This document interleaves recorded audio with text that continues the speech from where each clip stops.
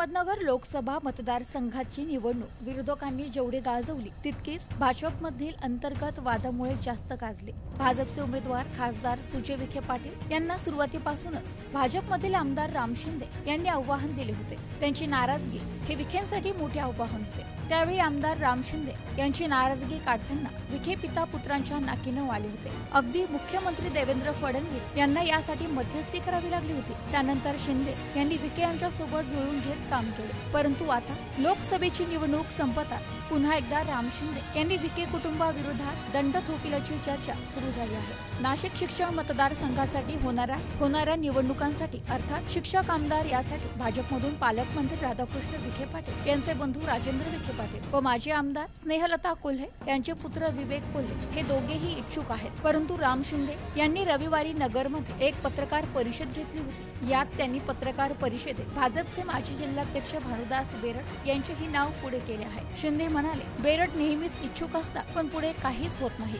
मी त्यांना कालपासून विचार करा म्हणून सांगतो पण ते नाहीच म्हणतात, अशी मिश्किल टिप्पणी केली आहे। त्यामुळे एकनिष्ठ बेरड यांना शिक्षक मतदारसंघातून संधी मिळणार का याकडे जिल्ह्याचे लक्ष आहे। नाशिक शिक्षक मतदारसंघात भाजपमधून राजेंद्र विखे व विवेक कोल्हे हे दोघे इच्छुक आहेत। उमेदवारांचा अंतिम निर्णय पक्ष श्रेष्ठी घेतील असे राम शिंदे यांनी सांगितले। भानुदास बेरड यांच्या उमेदवारीबाबत विचारले असता शिंदे म्हणाले, बेरड नेहमीच इच्छुक होतात पण पुढे काहीच होत नाही। मी त्यांना कालपासून विचार करा म्हणून सांगतो पण ते नाहीच म्हणतात, अशी मिश्किल टिप्पणी शिंदे यांनी केली। Bureau report, news 24 Ahmednagar.